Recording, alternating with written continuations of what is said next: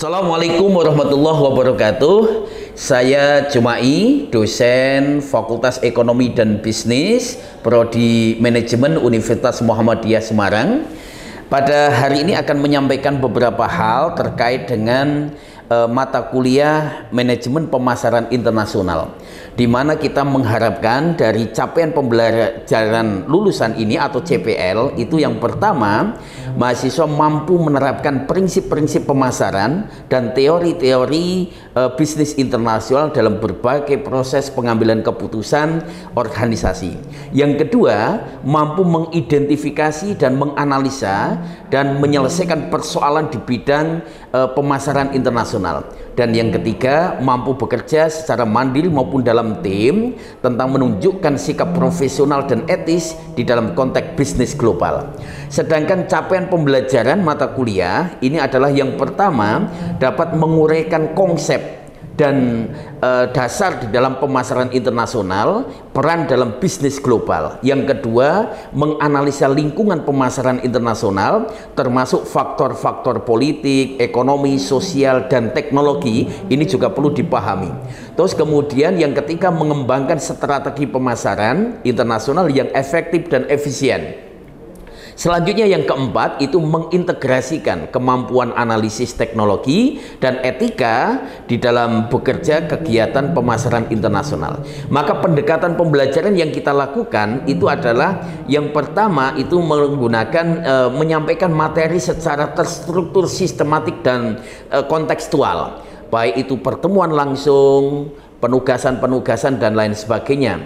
Terus menciptakan ruang dialog dua arah, ada komunikatif antara mahasiswa dengan mahasiswa, mahasiswa dengan dosen. Kemudian juga ada asesmen, melakukan penilaian secara berkelanjutan yang menyeluruh melalui tugas dan lain sebagainya.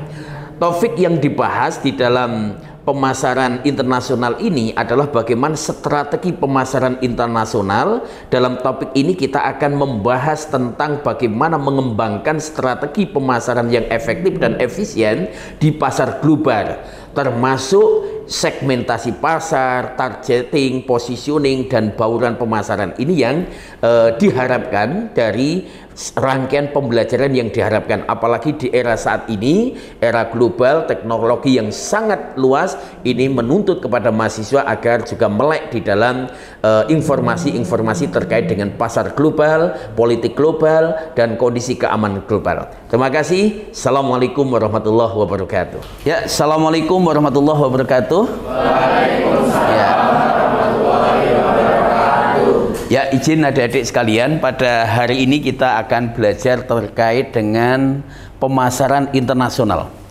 Kira-kira Anda pernah nggak membayangkan dan menjadi pelaku ekspor impor? Ada keinginan di antara sekian Anda? Ada. Menjadi pengusaha ekspor impor atau pemasaran internasional ini, di mana bahwa pemasaran internasional ini diharapkan misalnya bagi adik-adik ini memahami konteks pemasaran global itu seperti apa. Kalau kita lihat dari sisi pengertian, jangkauan, harapan dari pemasaran internasional, apalagi di saat seperti ini dengan pasar global, kita tidak ada sekat antara panjenengan di Indonesia ini itu melakukan transaksi dengan Jepang, dengan Cina, dengan Amerika, dengan negara-negara lain, kecuali transaksi dengan Israel. Ini kan agak repot ya. Transaksi dengan Palestina gitu agak repot karena negara-negara yang sedang konflik itu kan nggak mungkin. Tetapi paling tidak pemahaman kita memahami terkait dengan pemasaran internasional ini, bagaimana membuka cakrawala, tidak hanya berpikir, tidak hanya menganalisa, tetapi bagaimana adik-adik sekalian itu mampu dan memahami sebenarnya pasar global itu seperti apa. Karena sebelum masuk di dalam pasar global, kita juga harus paham juga terkait dengan pasar domestik. Apa tuh pasar domestik itu? Apa Mas? Apa yang dimaksud pasar domestik? Ada yang tahu? Kebalikannya dengan pasar internasional kan? Domestik itu kan lokal. Nah, kalau kita berbicara pasar internasional, berarti kita kan juga berbicara terkait dengan pasar domestik. Nah, sekarang kiblat perdagangan internasional ada yang tahu nggak? Mana? Negara yang saat ini menjadi kiblat bisnis internasional. Cina. Yang satu Amerika. Ada negara lain sebagai kiblat bisnis internasional? Kalau otomotif apa? Jepang. Kalau elektronik apa? Kalau masakan apa? Makanan? Korea. Terus kalau pakaian? Nah, jadi masing-masing di dalam produk internasional itu punya ciri khas tersendiri.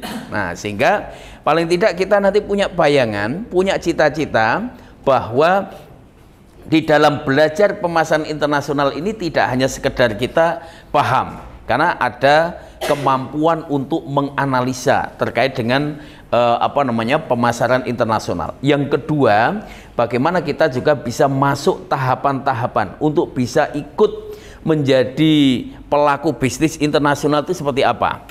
Nah, tentunya apalagi zaman sekarang itu era medsos ya.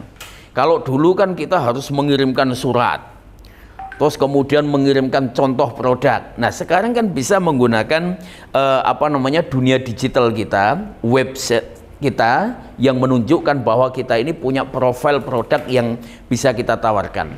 Saudara-saudara kita yang ada di Jepara yang saat ini juga melakukan pemasaran internasional dengan Amerika, dengan berbagai dunia, dengan produk mebelernya, itu juga sekarang tidak perlu kayak dulu harus berkunjung rapat ke sana dan sebagainya. Enggak, sekarang sudah menggunakan dunia digital. Nah, maka harapan dari akhir ataupun capaian yang pembelajaran yang pengen diharapkan itu adalah panjenengan itu menjadi analisis terkait dengan pasar global itu. Yang kedua juga menjadi praktisi, karena sebagaimana profil lulusan. Jadi panjenengan ini lulus, kira-kira Anda kuliah berapa tahun? 4 tahun? Ada yang mau 2,5 tahun? Mestinya jenengan ki S1 nggak usah sampai 4 tahun, 2,5 tahun selesai gitu ya. Nah, langsung isolate dan meroket ke berbagai negara. Paling tidak standar 4 tahun.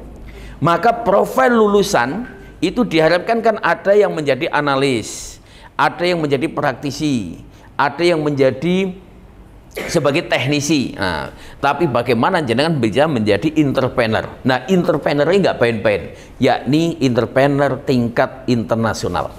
Coba saya mohon ada kesempatan 1 atau 2 yang mau bertanya terkait dengan pasar global dan peluang-peluang. Kami silakan. Monggo. Ada 1, 2, ada yang mau tanya? Yuk silakan. Terkait dengan peluang-peluang pasar global. Mbak, atau saya yang akan bertanya?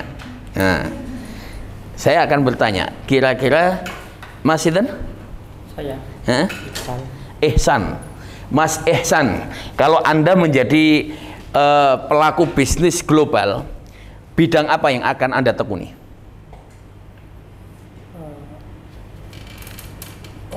Konsumsi makanan, food ya.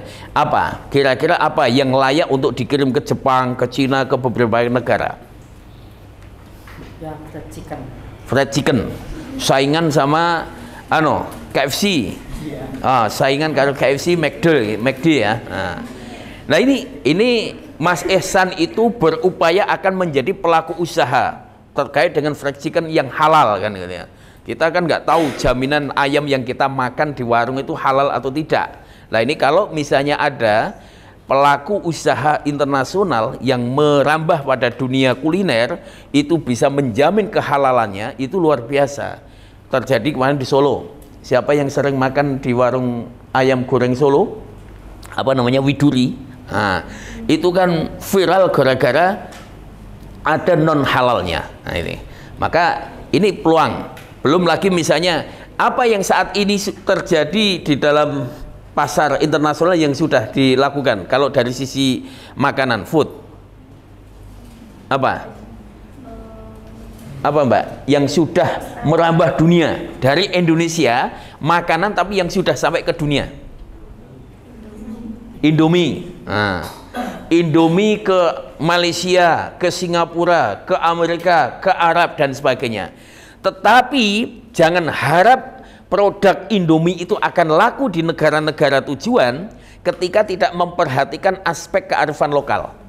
Kalau mau ngirim Indomie dari Indonesia ke Arab, ya harus sesuai dengan selera orang Arab. Kalau mau ngirim Indomie ke Amerika, ya harus sesuai dengan selera orang Amerika.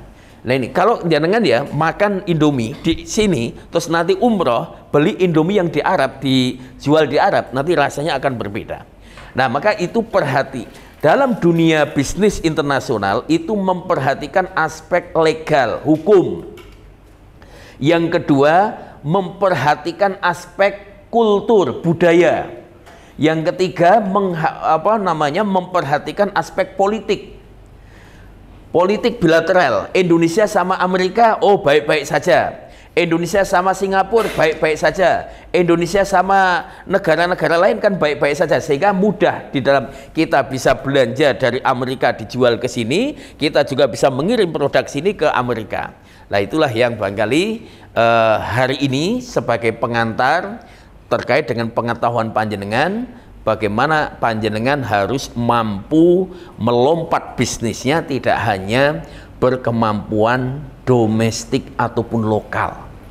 Ingat pesan Rasul, sumber rezeki paling banyak dari mana Mas? Sumber rezeki mata pencarian yang paling banyak dari apa? Perdagangan.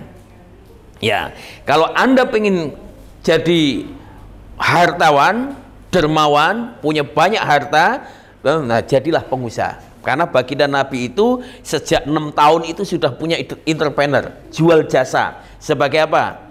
Penggembala kambing. Usia 9 tahun sudah berdagang ke beberapa wilayah. Usia 9 tahun sudah ke antar negara, ke Yaman, Syria, Mesir. Usia 17 tahun sudah merambah sampai ke beberapa negara termasuk ke Eropa. Usia 27 tahun baginda Nabi lagi selesai, beliau berhenti dari dunia perdagangnya, fokus pada kholwatnya. Artinya kalau mencontoh baginda Nabi, usia sebagai nabi dan usia sebagai pengusaha itu lebih lama menjadi pengusaha.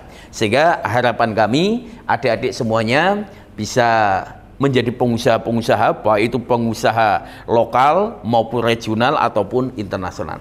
Mungkin terima kasih, itu saja yang saya sampaikan pagi hari ini sebagai motivasi. Mudah-mudahan ini membawa berkah, tidak hanya sekedar pertemuan yang seremoni, tetapi ini benar-benar menjadikan penguatan bagi kita. Panjenengan adalah calon-calon pengusaha sukses, calon-calon pejabat-pejabat yang sukses, calon-calon orang-orang yang sukses, tapi tetap soleh dan solehah, dan membawa nama baik dirimu, keluargamu, institusimu, agamamu, negaramu untuk Indonesia yang berkemajuan.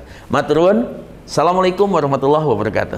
Waalaikumsalam warahmatullahi wabarakatuh. Terima kasih atas perhatian dan konsentrasi para saudara-saudara sekalian atas video yang saya buat ini. Mudah-mudahan ini dapat bermanfaat dan berfungsi di dalam proses pembelajaran. Terima kasih. Saya Jumai. Assalamualaikum warahmatullahi wabarakatuh.